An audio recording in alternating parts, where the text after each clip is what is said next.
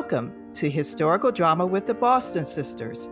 I'm Michonne Boston. And I'm Tequina Boston. We're your hosts and real-life sisters who binge on historical drama. We'll talk about films, fictional adaptations, and dramatic series as windows to the past and mirrors of the present. So fill your teacup or mug with your favorite sip as we explore what's fact, what's fiction, and the so what on historical drama with the Boston Sisters.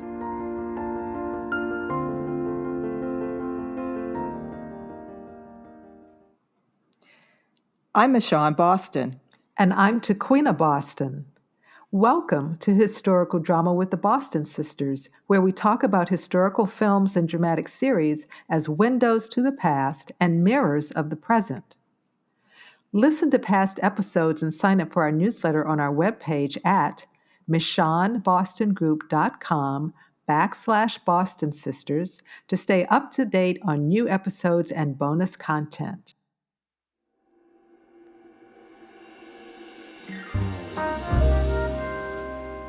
In this podcast, we're talking about the biopic Rustin with Robert Raben, founder of the March on Washington Film Festival and the Raben Group, a national public affairs and strategic communications firm in Washington, D.C. The film Rustin shines a long overdue spotlight on the extraordinary man who, alongside giants like the Reverend Dr. Martin Luther King Jr., Adam Clayton Powell Jr., and Ella Baker, dared to imagine a different world and inspired a movement for freedom. Directed by George C. Wolfe, Rustin tells the story of activist and organizer Bayard Rustin, the architect of 1963's momentous March on Washington. Bayard Rustin challenged authority, never apologized for who he was, what he believed, or whom he desired. He clashed with his contemporaries and inner circle leaders of the civil rights movement and energized youth to get involved in making change in America. Bayard Rustin believed in building a larger community. Not only was he an activist, but a vocal music artist, performed with a vocal quartet, appeared on Broadway with Paul Robeson, and recorded Elizabethan songs with Negro spirituals. In George C. Wolfe's words, Black queer Quaker Bayard Taylor Rustin is, to my mind, the ultimate American. Bayard Rustin made history, and in turn, he was forgotten. Bayard Rustin was born in 1912 in Westchester, Pennsylvania. He died in 1987. On November 20th, 2013, 50 years after the March on Washington, Bayard Rustin received the Presidential Medal of Freedom posthumously from President Barack Obama. President Obama made the following remarks. For decades, this great leader, often at Dr. King's side, was denied his rightful place in history because he was openly gay. No medal can change that, but today we honor Bayard Rustin's memory by taking our place in his march towards true equality, no matter who we are or who we love. Barack and Michelle Obama are executive producers of the Rustin film for their Higher Ground Productions. Bayard Rustin is portrayed by Emmy Award winner Colman Domingo, alongside an all-star cast including Chris Rock as Roy Wilkins, Glenn Turman as A. Philip Randolph, Amel Amin as Martin Luther King Jr., CCH Pounder as Dr. Anna Hedgeman, Divine Joy Randolph as Mahalia Jackson, Michael Potts as Cleveland Robinson, Bill Irwin as A.J. Musty, Jeffrey Wright as Adam Clayton Powell Jr., and Audra McDonald as Ella Baker. We now introduce our guest, Robert Raben. Robert Raben, along with other passionate minds and hearts, created the March on Washington Film Festival in 2013, the 50th anniversary year of the historical March on Washington event. The festival serves as a platform for telling stories of everyday activism, to honor people like Bayard Rustin who have paved the way, and to better understand how these stories connect to our future. A native of Miami, Florida, Robert Raben began his legislative career as a member of Massachusetts Representative Barney Frank's staff. In 1999, he was appointed by the White House as Principal Deputy Assistant Attorney General and subsequently Assistant Attorney General, Office of Legislative Affairs. In 2002, Robert created the Raben Group, a national public affairs and strategic communications firm committed to making connections, solving problems, and inspiring change across the corporate, nonprofit, foundation, and government sectors. Nearly 30 years of professional experience as an attorney, senior Hill staffer, and assistant attorney general have given Robert a nuanced understanding of both the legal subtleties and the political realities of the issues he handles. Welcome, Robert, to Historical Drama with the Boston Sisters. Thank you. I'm so excited to be with the Boston Sisters. Your talent and your commitment is legendary. It's really an honor to be here. Well, same here. Feel the same of having you as our guest to talk about this great film, Rustin, a story that was so long was untold. So, and that's part of our podcast mission. We like to highlight those untold stories and underrepresented people. Why is it important, in your opinion, for people to know about Bayard Rustin? So I think you just said it, George C. Wolfe, the incredible director who brought this narrative film to life, said it best. He's a consummate American. Courage, conviction, passion, achievement, and in the face of exquisite, unbelievable adversity,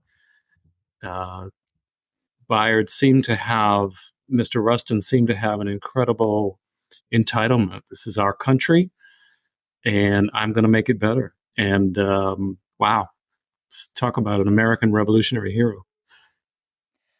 Now, we talked about the March on Washington Film Festival in the bio in our introduction. Tell us the story of the founding of that festival and its key themes in the selection of films and programs for the festival's calendar. What are some of the stories of impact from that festival? So many. But first, let me thank you. First, thank you for having me. Second, for that lovely introduction. You are hired for my funeral. Keep it short. Maybe well, look, that be not for a long, long time. Oh, but you never know. But you're hired. So the March on Washington Festival is meant to be an educational platform to do our part to correct for a sad and fundamental truth, which is that our history is inaccurately told. And I think many of us believe that it's inaccurately told on purpose. But we can sort of talk about that another day. Many of us want to do our part to redress the exquisite omissions or conscious misunderstandings that go on with respect to our own history. The origin story, I was on a tour with Congressman John Lewis. He conducted a sort of what he called an annual pilgrimage to Alabama or Mississippi in the spring of every year, and I was blessed to go with him multiple times. And on one of the tours in Alabama, we were at Dr. King's and Mrs. King's, the parsonage house in which they lived. And I was sort of a little distracted and spent a lot of time talking to then what I thought was older woman, now my age, about her experience. And she had been an usher at Ebenezer. And a light bulb went off, which is, well, isn't this really the story of the movement? These people, particularly women, the day in and day out courageous folks who make history. And I came back and talked to some friends and a girlfriend. I said, well, let's show some films about the undertold or mistold stories. And the audience turnout and appreciation from that first year, where I think we showed 4 or 5 films at the basement of a church in Washington and some other venue, was off the charts. So we committed to it. It happened to be the 10th anniversary of the March on Washington. But to probably more directly respond to your question, It's an educational platform of which film is a crown jewel. But over the years, we have discovered that people hear stories and hear facts in multiple ways. And so we have relied on everything from textile, the quilts from the women of Gee's Bend, to step and dance and poetry and scholarship. So I think the basic setup is tell us a story that we should have known, connect it to our present, and we'll provide the platform. And we'd love for everybody to be involved. I know that you, the Boston sisters, are involved, but we'd love for everybody to be involved because we think we are just scratching the surface of American history and who the true heroes are. And the festival kicked off in Washington, D.C., if I remember, on the 50th anniversary of the historic March on Washington. That's right. We started it in Washington in multiple venues. We have branched out to New York, Atlanta. We had some wonderful programming at Ebenezer in Atlanta. We've been in Los Angeles, where we did a deep dive on the Chicano movement and the proliferation of Mexican Americans in the whole sort of what we call cowboy culture. So we travel, and then of course COVID, as it did for so many, pushed us online in a way that we should have been years ago. It allows us to both hear stories from all around the world, and we can talk about how that happens, to having a worldwide audience in a way that has proved to be just terrific. I love that term, untold and mistold stories. And I recently rewatched the documentary Brother Outsider that was produced by Bennett Singer and Nancy Cates in 2003 about Bayard Rustin. And what's interesting about this film, Rustin, and why we do this podcast, is that it's a narrative film. We're used to documentaries telling these stories, but here's a narrative film creating a portal to an untold or mistold story. And interestingly, most recently, even Ava DuVernay chose to do a film about Isabel Wilkerson's Caste, which is a nonfiction, pretty substantial writing, but to do it in a narrative form. What's the power of narrative film in telling Bayard Rustin's story and the story of the times when he was this activist for social change? I love that. I love that. It's such a rich question. Obviously, narrative, allows the creator to fill in blanks and to provide three-dimensionality to issues which are either sort of buried for privacy reasons or just lack of documentation, or incredibly rich and sort of a snapshot in a documentary doesn't do it justice. I think one way I look at it, and you all are expert, and so let's talk about it. Narrative allows the editorial bias, which is inherent in every curation, and the same is true with documentary, to be a little more abstract. So with a documentary, you'll have a talking head, and sort of the editorial bias is a little clearer. You sort of know the scholar, and you know her work, and you know where she's coming from. Stamped from the Start by Roger Ross Williams has fantastic, exclusively women scholars talking for, and that was an editorial choice. But narrative takes the editorial bias still with the director, but it allows exponentially more opportunity in terms of picture, form, framing, everything. I think, what you want is 20 films about Bayard Rustin. Yes. There you go. Think about, I'm really blessed in some of my other work. I've worked with the extended family of Emmett Till for a long time on the preservation and the sort of the manifestation of his and his courageous mother's story. And I hit on sort of several years ago this sort of short sentence, which is Emmett Till is our Anne Frank. Mm. And you can sort of accept that or not, but if you think about it that way, there is no limit to the number of artistic, scholastic, academic, sort of pick a venue. There is no limit to what the world feels it can discuss or produce around Anne Frank and the Holocaust. Because it's been accepted that she's sort of paradigmatic or illustrative of a system. Not just a moment in time, but sort of a system of how violence works and how it plays out in individuals' lives. So I want to get sort of Emmett Till to that place. And you can't do that through documentary. There's just so many pictures you can show of Mrs. Mobley. But you can do that if you accept art in its broadest sense. What is the limit on the amount of animated features, podcasts, sort of deep dives that one could do around Emmett Till? But I believe that about hundreds and hundreds and hundreds of Americans. And so Bayard, so for me, I watched the film again yesterday. I rarely watch a film twice, but I'm really glad I did. First of all, it's beautifully done.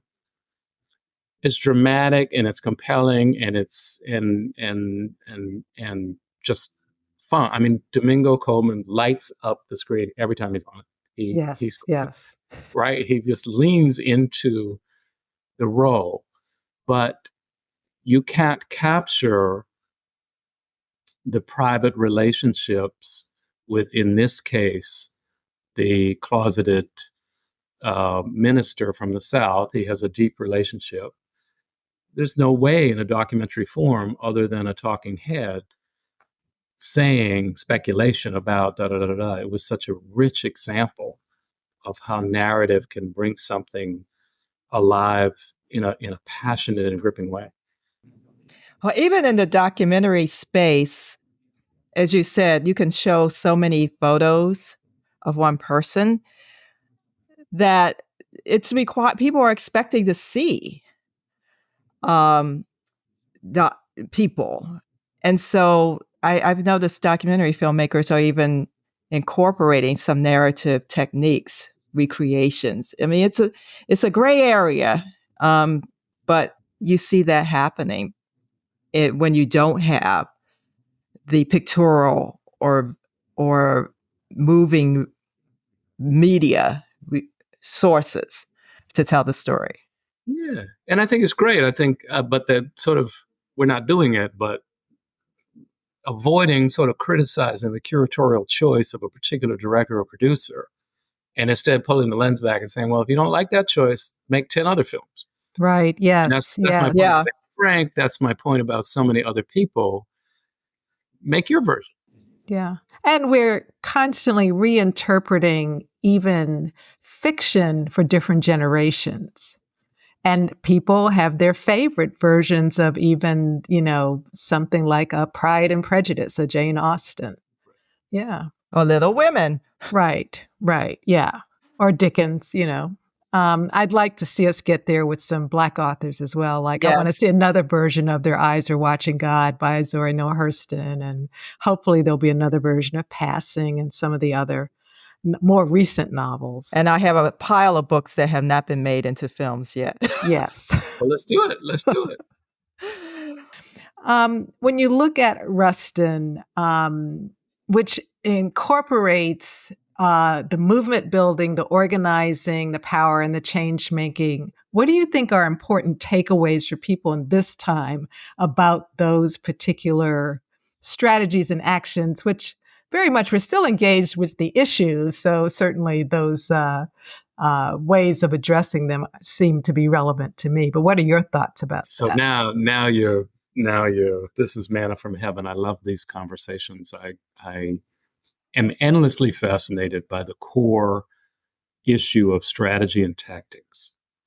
And one of the reasons the classic civil rights movement is so prescient, is so compelling and important for every American to really go much deeper on, notwithstanding sort of what some governors are restricting in their states, is the paradigm of strategy and tactics. The sort of, you have an entire movement resting on clear and transparent strategy.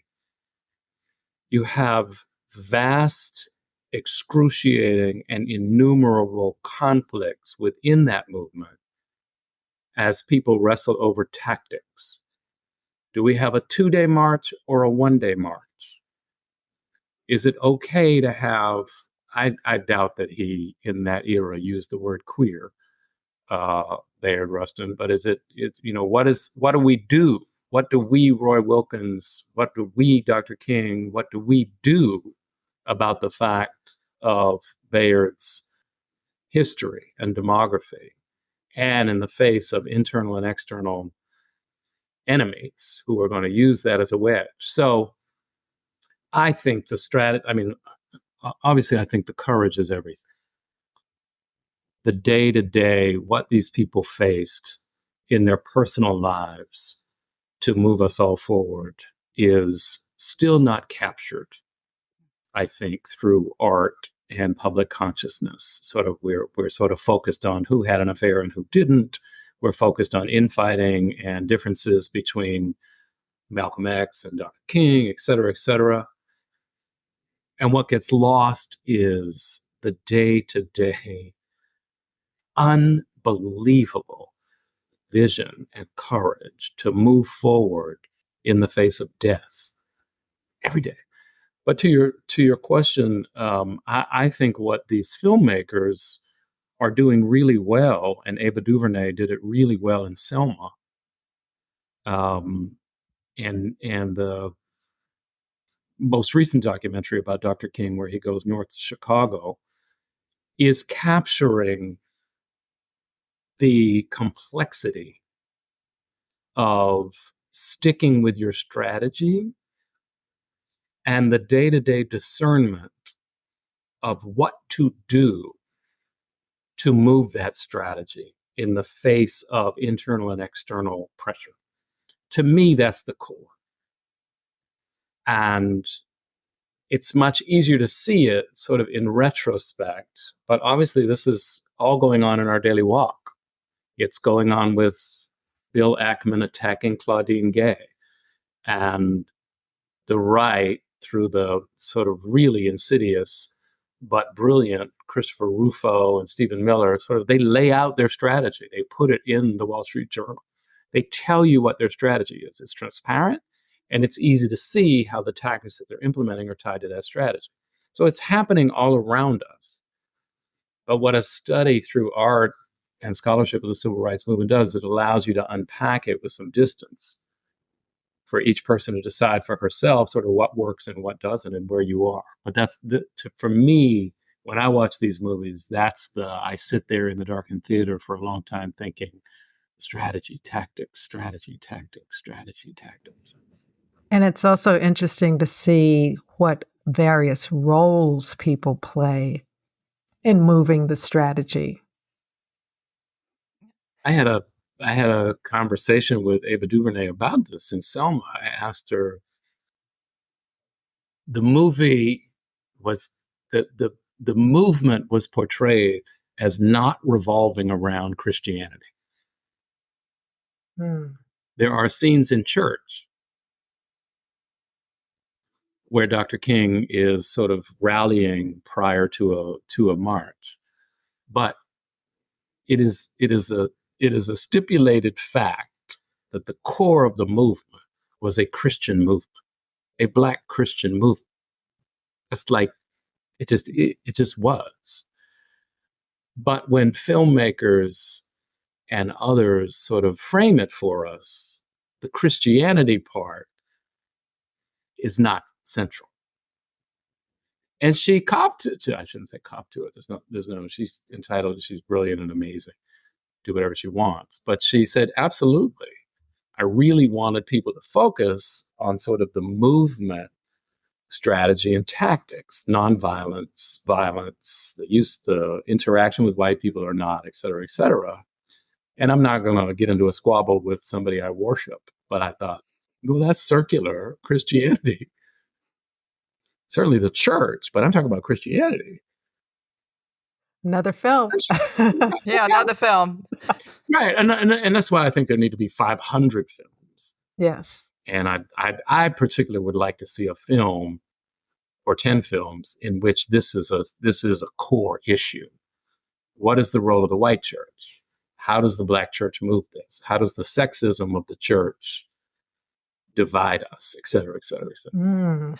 You make me think of something I think a friend of mine's father said about what happened in Chicago with Dr. King and why it was so violent. And he said he wasn't dealing with those God-fearing Southern Christians up there.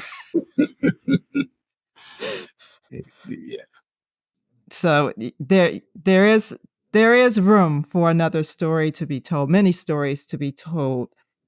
But back to Rustin's story and honoring his activism.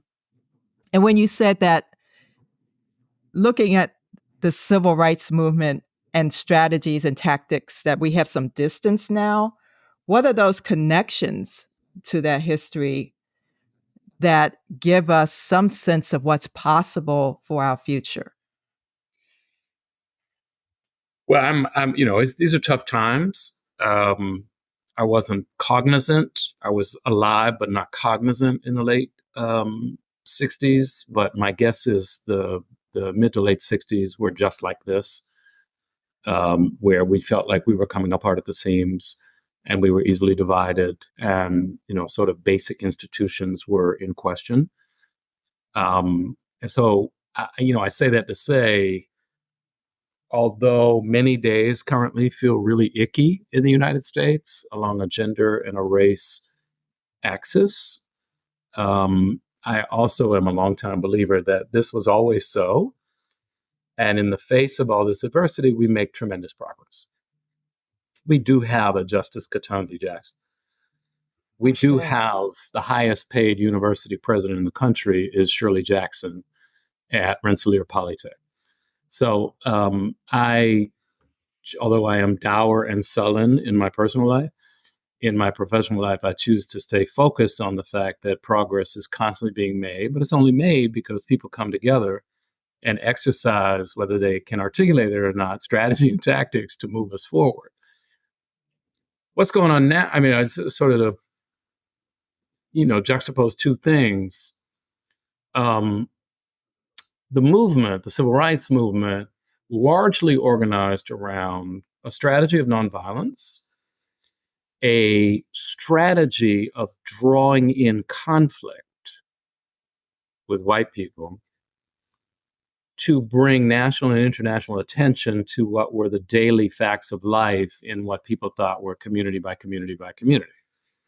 So those two things, the sort of the Gandhian Christian nonviolent, we're never going to be seen, those of us involved in the movement, we're never going to be seen as perpetrating violence, even though we were characterized it. But importantly, I have to draw media attention to what is going on, because pointing out locally what's going on is res ipsa loquitur. Well, yeah, we designed Jim Crow for a reason. And so the dogs in Birmingham and the fire hoses and the unasked for but horrific killings, all of that was part of a strategy to draw the world into, hey, this is what's going on in fill in the blank city, not just in the Deep South. So I think it's I think it's common over time to sort of be nostalgic or have sepia toned glasses about sort of, Rosa Parks was beatific and Dr. King was brilliant and they had such courage and look what we got. In fact, it was all a nightmare. Every single day was a nightmare, and every single day felt like a setback. And, Medgar Evers was killed. We were just in a meeting together. I mean, every single day is a firing of Claudine Gay. Mm. But it's only through the lens that you pull back that you see there's a Civil Rights Act of 64, there's an Act of 65, like there's progress made over time. So the major lesson for me is change happens over an arc. It's zigzaggy. It's also subjective. What I consider to be progress, my neighbor may not consider to be progress. And sort of that's the nature of movements. There's all kinds of progress going on as we speak. But I think one of the lessons is in the moment, every day can feel dim. Every day can feel hard. But there's no question we're making progress. We have Ken Chenaults, and we have Robert Smiths, and we have Melody Hobsons, and we have Oprah Winfrey's, and that only happened because people went through the incredible day-to-day fights. You've been enjoying Historical Drama with the Boston Sisters, a podcast where we talk about historical drama series and films as windows to the past and mirrors of the present. Visit our webpage at michonnebostongroup.com/Boston Sisters. Share this podcast. Join our historical drama community by signing up for our newsletter to stay up to date on future episodes and bonus content. Now, back to our podcast conversation. I would like to know and you and I going back and forth, Bayard. So for our listeners, we're going to accept both. Right. So, but I'd like to know, how did Bayard Rustin inspire you with the work you do with the Raben Group? Because you do some unique work what strategic communications is often seen. I think it's another word for lobbying for some organizations, but you do some unique work there. And I'm sure it looks like that Rustin does inspire you. Well, I'm looking at this picture right now in our office. We have etched into the walls beautiful pictures of Dolores Huerta, of Fannie Lou Hamer, who was my personal American revolutionary hero. And we have Bayard Rustin as well. And I'm talking to you from the Polly Murray room at the Raben Group. So yes, we are dedicated to American changemakers who history didn't acknowledge at the time as what I call revolutionary heroes. I first learned about Bayard, to my knowledge. I was raised in the South and went to public schools. The chance of me learning about Bayard Rustin was 0 to 0. But I think I first encountered him when I was helping the Clinton administration in its transition period. I was paired up with a leader of the American Federation of Teachers, Rochelle Horowitz, who was one of the women featured in the film. She was a young Jewish student who was an early adherent and supporter of Bayard and stayed in the movement for years, told me about Bayard. And then I met his last long-term companion, Walter Nagel. And so those two sort of got me thinking about who is this dude?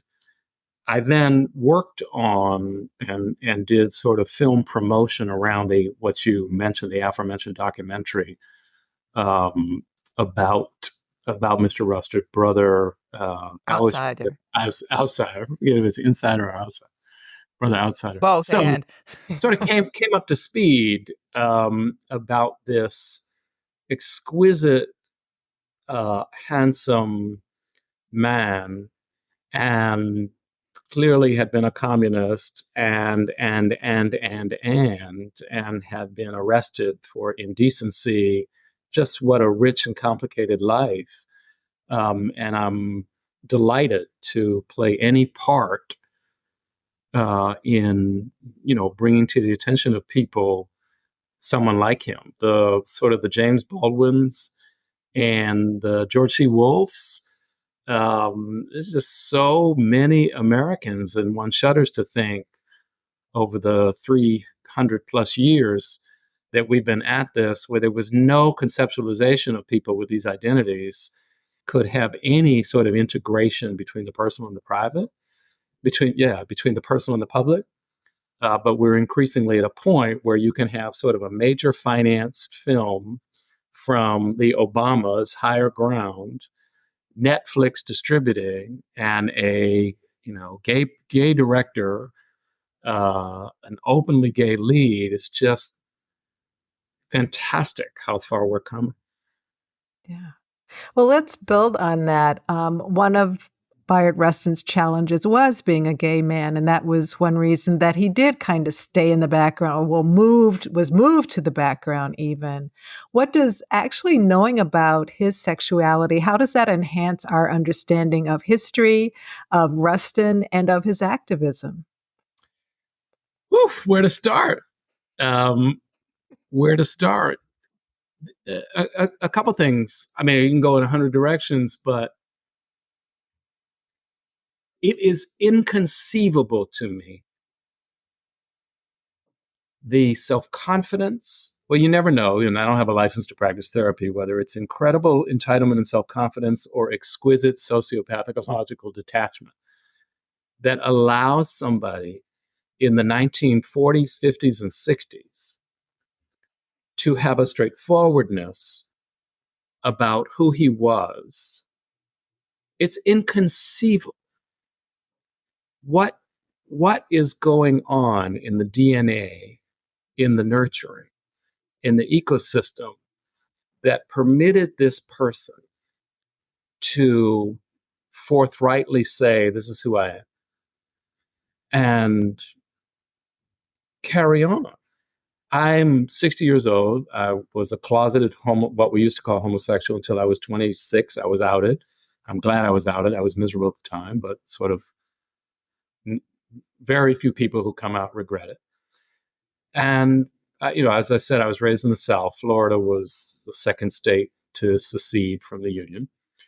And in my formative years, they published the pictures of then men who had been arrested in parks or bars for sodomy. It wasn't sodomy, they were just in a bar.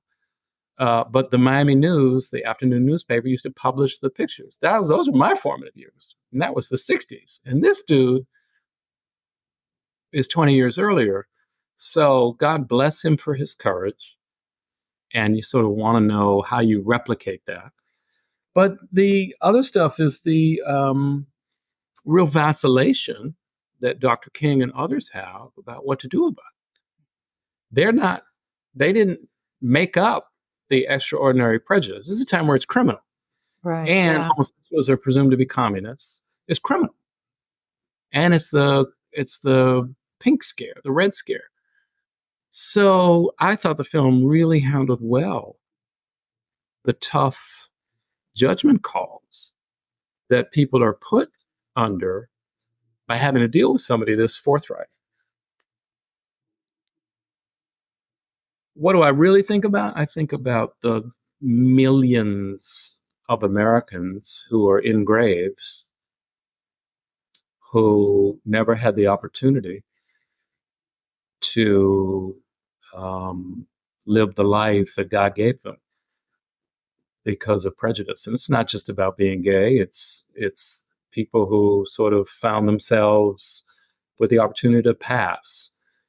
It's people who changed their names to avoid being identified by ethnicity. It's people, on and on and on. It's sort of a cross-cultural phenomenon that because of prejudice, people permutate themselves in ways that they think are necessary to survive. And, we've made enormous progress. But I think about, oh my God, can you imagine the number of people who, by definition, suppress themselves and how much talent we lost because of that? Yeah. There's an interesting scene in another film, not a historical film, called American Fiction, where the brothers Isn't are that an amazing talking. film? Yes. Is that not the Yes, best? Yeah. it is.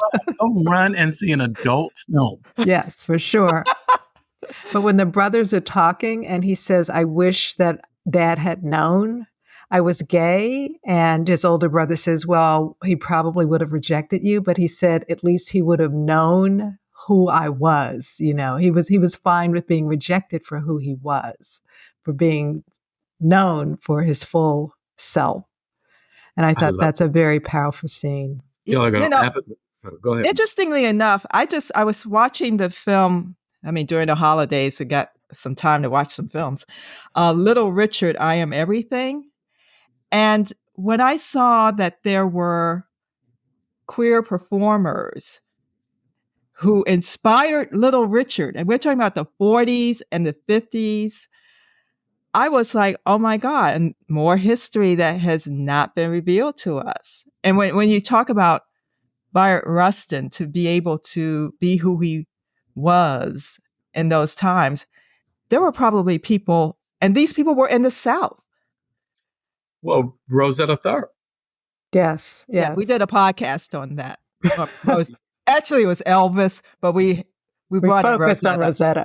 So they are the same. Well, he is her, I should say. But yeah, I mean, we have to be careful. My gay people and others have to be careful to sort of not project our current norms onto people in the distant past. You just have no idea.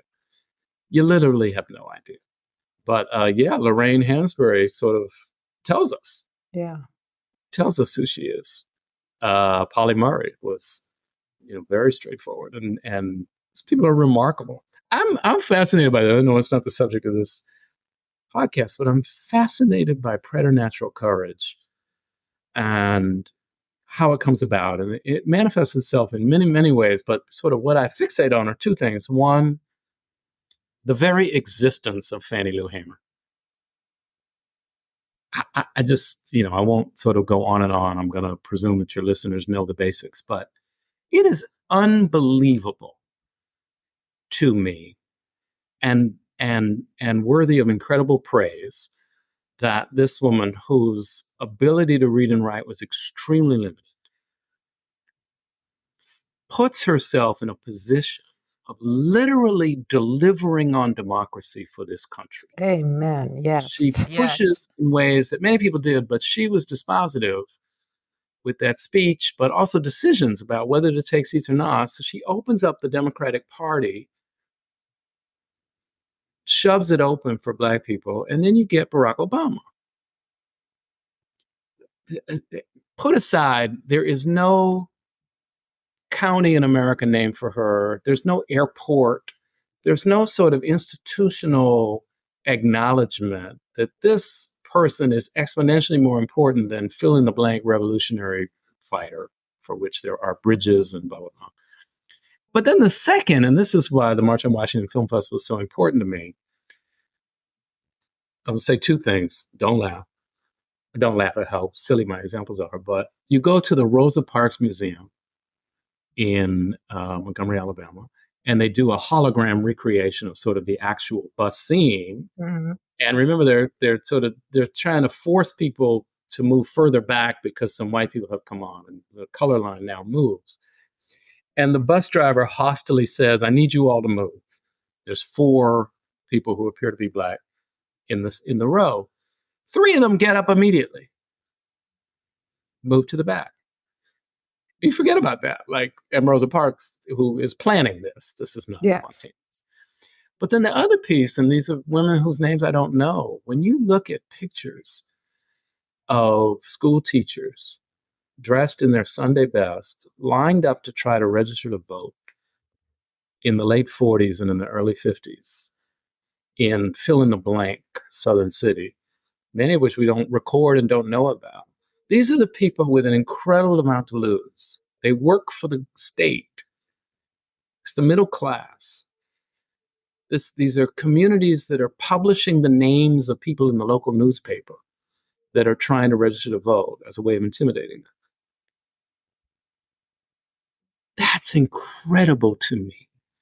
That sort of rank and file sacrifice. And how hard that is to manifest that in the modern era. Where, and now I'm just being glib, but it's like, click here to donate is sort of your commitment. And that's great. I love it when people donate to causes, but like literally putting something on the line. And I'm not even talking about your life, although many people put their life on it, but your livelihood for a larger communal purpose. And that's the piece that I struggle with. Like, what does it take to get modern Americans to actually think about what genuine sacrifice is for the things that you want to change. That remains very interesting to me. Hmm. Robert, you said earlier that, we look at that time as kind of nostalgic, and we see the big things that happen, but we miss kind of the everyday, sustained actions, moving strategy over time. And one of the things that I think about a lot is that supposedly we're in a time where people have lost any sense of faith in large institutions, whether that's government, whether that's, nonprofits or the corporate sector, et cetera. And yet, Rustin was very clear that there was a role for government and legislation in advancing freedom, advancing change. And so I see his story as kind of a counter narrative to what feels like a dystopian view of our own time and what the future might hold. So, as someone who works to move policy, what makes policy and legislative change important to achieving justice and equity? Well, and we all see what we want to see, but I think policy is, if not everything, a close second. Culture may be everything, but policy is the rules of how power is distributed. A subset of power is money. So in every nation, who decides who's in charge of everything from whether you can live here to can you carry or not your baby to term to how much you're paid, fill in the blank. So I shouldn't say still, I am a true believer that the question of who is the decision maker around our rules, our laws, our constitution, et cetera, is everything. In that sense, you can't persuade me that advocacy and policy are not among the most important things that one can do apart from loving your family. And for me, loving God. So that's one. Two, yes, I lament, as does every sentient being, the fragmentation, the balkanization, the tribalism, the siloing that seems to go on. But I also, particularly when I'm, taking my Percocet, I also remember that there's an excruciatingly important and valuable reason that it's happening, which is a fundamental shift over the last 40, 50 years is the decentralization of voice. When the three of us were children, it was hegemonic. Voice was the three networks, and if you were a freak, PBS. Thank you. Right. Thank you for your work. And those three networks were themselves completely similar. So you had avuncular older white men telling us what the news was. You had a newspaper in your community owned by the exact same people telling us what the news. In other words, voice was male, older, upper class, patrician. And if you were a member of a minority community, you had your internal outlets, whether it was the Afro-American or the Jewish paper or whatever. The radio. The radio, right. We're all going down to Kelly Ingram Park for a party, right? So you had your alternative voice to which the larger white community was oblivious.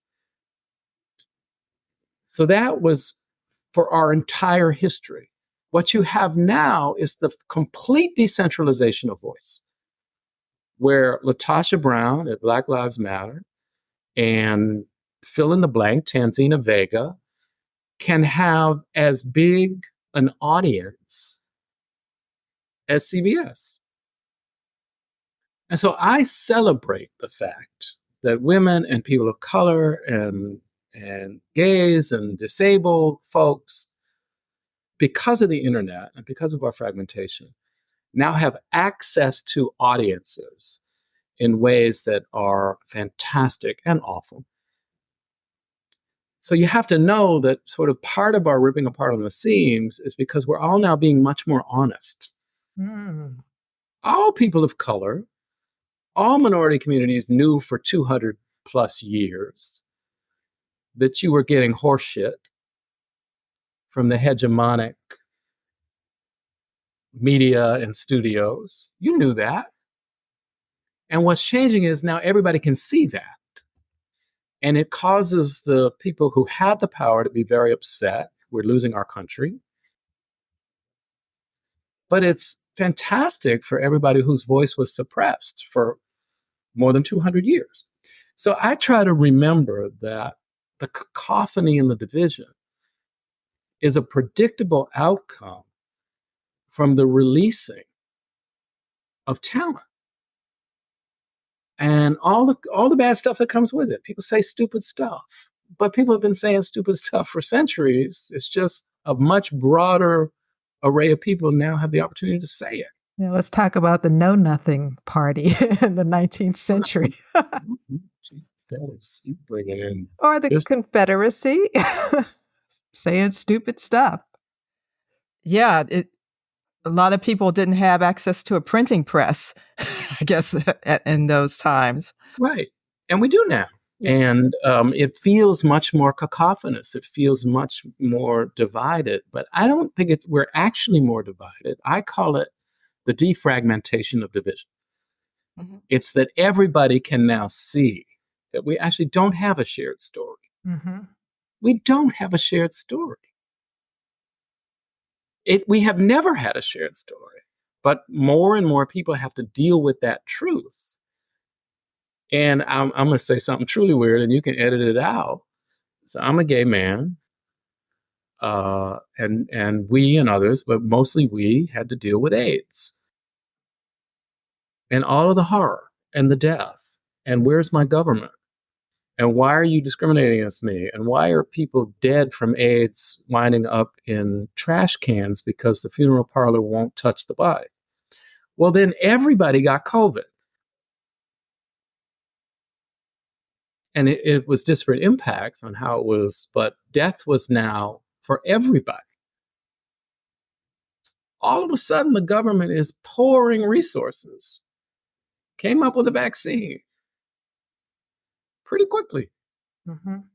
Massive amounts of money into the system. And it was, it was horrible for all of us.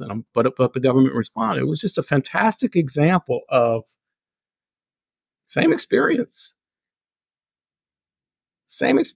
but it was treated in wildly different ways when it wasn't just those gays. And all African Americans have similar experiences with, different issues. And women looking at how our health issues are not the 100%. Primary concern of NIH and other institutions, health institutions. Yeah. 100%. And now, and bringing that history up, and I was there. I lost a friend, and actually the panel we created for the AIDS quilt was in the inaugural parade for Bill Clinton.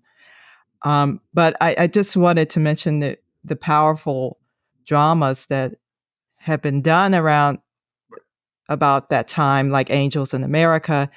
And then there's Armistead Maupin's Tales of the City, the final series that was put on Netflix. Wonderful conversation at a dinner table between the generations about that time and what it meant. That was a very powerful scene. I'll never forget that. And even I, who thought I'm helping out, I'm helping raise money, getting active, Bayard spirit. I didn't realize how painful it was until I could back off and look at it from these dramatic and documentary perspectives. And I was like, oh my God, that was just so horrible. Because you're in the thick of it, like you said, you're working to make change. Yeah. Um, Incredible. Thank you for that. yeah. Now, I want to go back to the role of art in activism and activist lives. And I think I've heard people say, and Toni Morrison was one of them. I think she was the one I heard this from first, that an artist without an art form is dangerous. And I think an activist needs an art form too, because you could be a danger to yourself as well, if you don't have something to sort of process. And Bayard Rustin was a singer. What do you think is the role of the arts in social justice? Because you said culture is comes first, and civil rights, and how can it really give spirit to activism and leadership? I love that. I love that. I love that. Ideally, art and activism are completely symbiotic. They're conflated. They're inseparable. We have so many examples of art driving an understanding of activism and vice versa, from Keith Haring's, art around HIV. But for me, and the sort of to keep it on topic, among the many forms, the role of gospel music and church-inspired music in the movement is obviously crucial. We have freedom singers, exhorters, shouters involved in virtually every serious march or rally. The both sort of the spiritual piece of it, but also its collectivism. A minister pointed out to me recently, not as a criticism, but just sort of descriptive, that traditional Black gospel music has shifted 170 degrees in the last 30 years, where the dominant trope used to be collectivism and community action, to one now in which all of the popular songs are about a personal relationship with God. There's some sort of prosperity ministry aspects of it, and those tend to have great beats, in my opinion. But all of the classic and not classic gospel or spiritual or freedom songs that you're familiar with are about group action, where a community is going, of which the marches and the boycotts and are obviously physical manifestations of that. And what does it say about our culture that it's shifted to something different?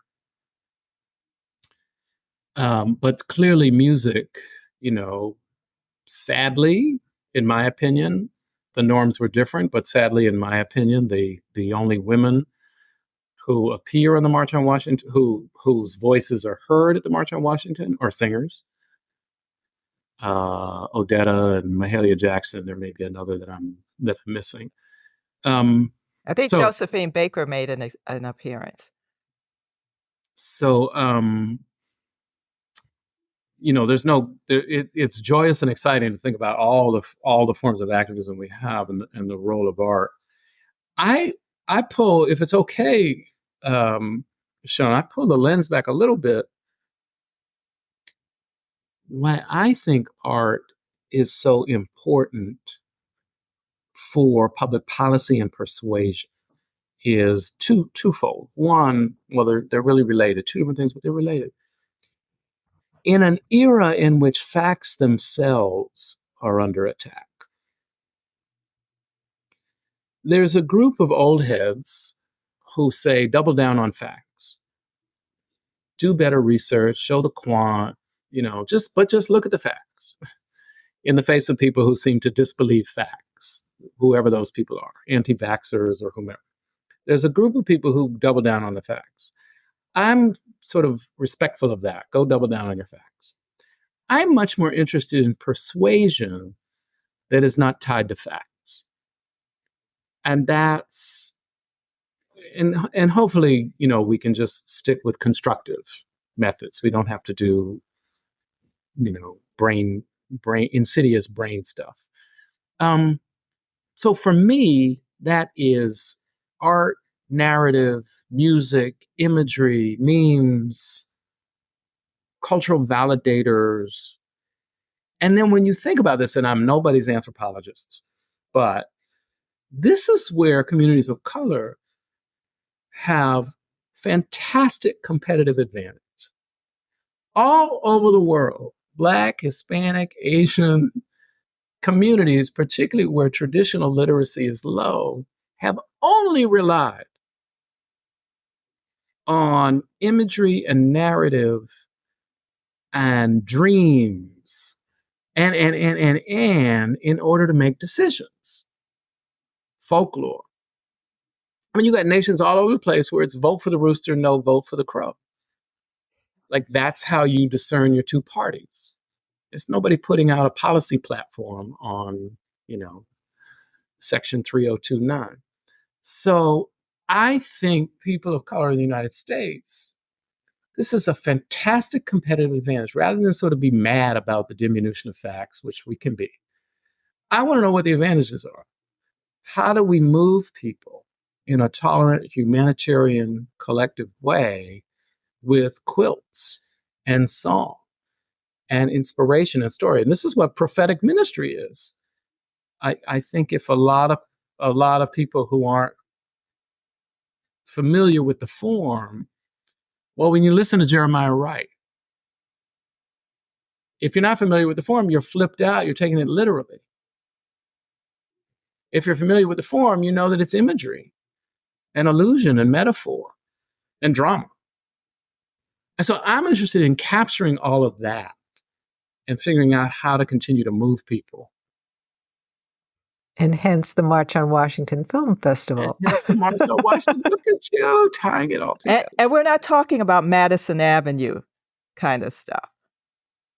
Well, they will catch on. No, Yeah. but, they will catch on. I mean, Madison Avenue had its own imagery, obviously, and sold us a country that was whiter and more middle class and unified than it actually was. But no, we're not. We're talking about Black Lives Matter. Black Lives Matter is a branding campaign. Fantastic. A man came after it. I mean, natural dissolution that happens when you refuse to sort of enforce your brand. Mm-hmm. And someone comes up with a Black Lives Matter PAC and they start endorsing candidates, and the Black Lives Matter founders don't sort of stop that. So things can fold because they're inchoate. But it's a fantastic example. Another fantastic example is I don't know who invented it, but Susan Komen Foundation made a fortune off of it, but the pink ribbon. It was fantastic. You don't have to say another thing. Oh, breast cancer. So I think we're filled with examples in which artistry and imagery can supplant the sort of the scholastic and the academic and the brown papers. And I never want to stop listening to James Baldwin make mincemeat of William Buckley. So I still love that form. But I don't know how many people are going to access that as opposed to Cardi B attacking Bill Ackman. Aha. Yeah. Not that she's done it yet, but I'm waiting. Yeah. Okay. Planting seeds. Well, Miss B, if you're listening to this podcast, please yes. Maybe we'll send it to her. Robert, one of the things that the film Rustin achieved for me is that the role of kindness this man had in the work he did. And I hope that will spread. That will be one of the themes that will be lifted up. I'm lifting it up now. But what do you hope the film Rustin will achieve in telling the story of Bayard Rustin and the movement for civil rights? I love that. Yes, he was kind, although I winced at this young white man who was clearly devoted and passionate to him. And Oh, yeah, that wasn't the so kind. difficulty. I mean, I don't think anybody really knows what happened, and this is part of Yeah. the narrative editorial process. But how kind that was. Um, so many glorious things about this film, and I feel the same way about Selma. I feel similarly, but it's a little different about the Emmett Till stories that one of the networks has done. We're seeing more and more of these dramatizations. Number one, I am over the moon at how much Black talent actually seems to have their keys in the ignition, actually seem to have creative control over these stories. And I don't need for that to be exclusive, but I'm delighted at the literal quantity of extremely talented, Roger Ross Williams, et cetera, having the platform and the infrastructure and the money to tell the stories they want to tell. And that's just fantastic. Two, the fact that major distribution platforms are taking on this work. And we're not there yet, but we're sort of moving away from the February, hey, check us out, look what we've got for you. But people are increasingly thinking that whether or not there's money in this work, there's at least prestige. And I'll take it. Money talks in capitalism, but for some of these moguls and studios, vanity is also important. So I'm just on the business side of it. I am increasingly optimistic that we will continue to see more and more of this. Side note, we're not seeing it on the Hispanic side. Right. Yeah. We're not seeing it on the Asian American side, but we are increasingly seeing content which is generally associated with African American stories. And we're getting more content, not a lot, but more Native American Yes. content as well. Right. Perhaps the most invisible of any of our communities. And then on the merits, it's what the March on Washington Festival is designed to do. It's in part what the 1619 Project is designed to do. They have the backing of the New York Times. I don't. It's to end where we started.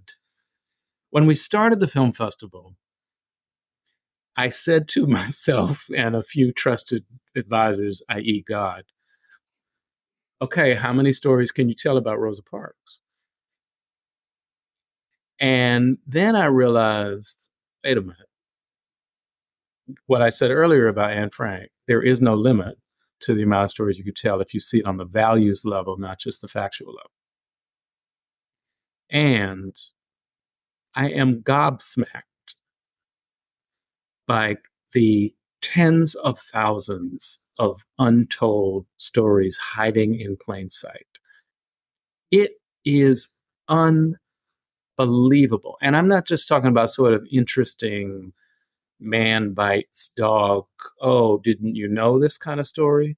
I'm talking about, I learned last week that there was a Union cavalry, a Union unit in rural Alabama throughout the Civil War. White and Black soldiers who were enlisted in the Union Army. What? Wow. What? And the recent unearthing of what's been hiding in plain sight, the number of our presidents who were slaveholders and who these slaveholders were and who these slaves were. So what I think Rustin is emblematic of is an opportunity to do what Hamilton, the musical, it compels us to do, which is to tell our story. And it's joyous. And the opportunities are limitless. And the fact that the two of you have this fantastic podcast to draw attention to both the form and the need is itself, just exquisite. Thank you. Yes, thank you.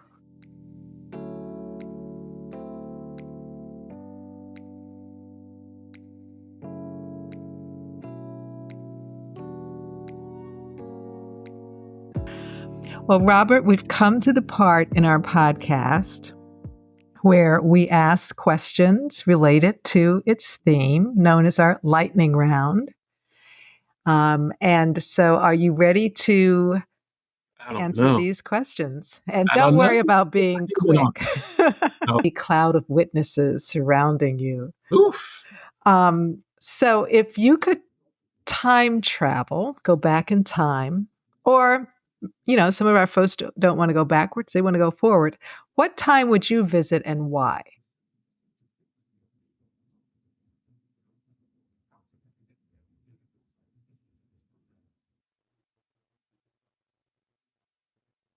I'm wrestling between two. I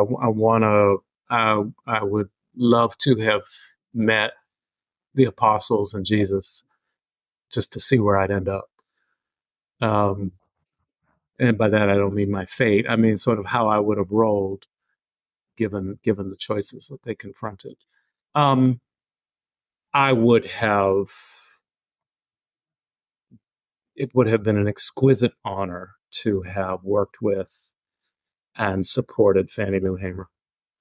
I am constantly not astounded. I am constantly blessed. I'm not classically literate. I have never left the two plantations on which I have sharecropped. I did not realize that I was entitled or could be entitled to vote until my early 40s. I have undergone forced sterilization. And within sort of a short period, I have created freedom schools, a pig co-op. I have run for Congress, and in my opinion, won, but she was not seated. And I have participated with others, but I'm the leader in getting the Democratic Party to admit that this is the last national election that they can have in which segregation is a part of their constituency. And that's just up to 64. She then goes on to be anti-war. So I'd love to have been a part of her leadership. And for our second question, what 3 items would you put in a time capsule that reflect your life and the times you've lived through?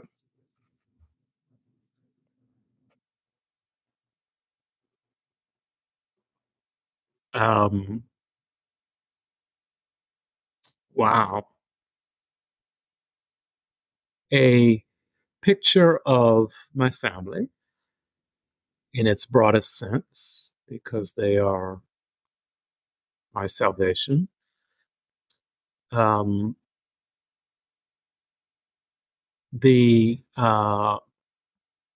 tablet or a piece of paper that has Micah 6:8 on it.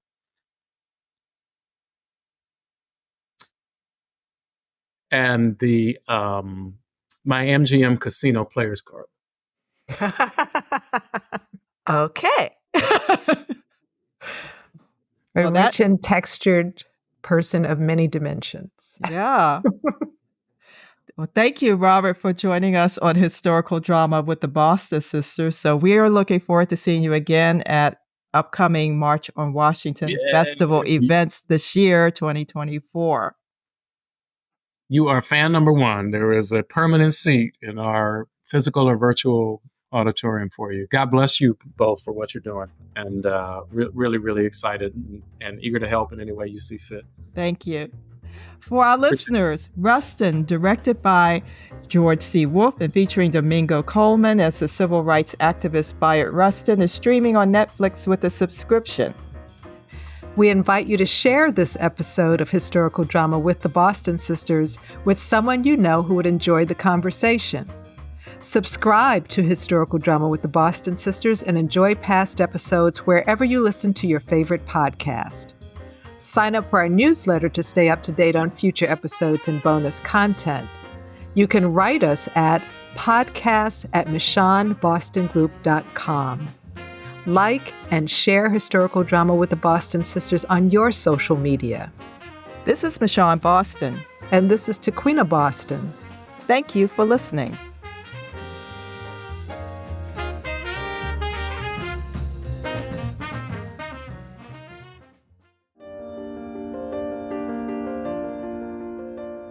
We hope you enjoyed this episode of Historical Drama with the Boston Sisters, a podcast about historical films and series dramas.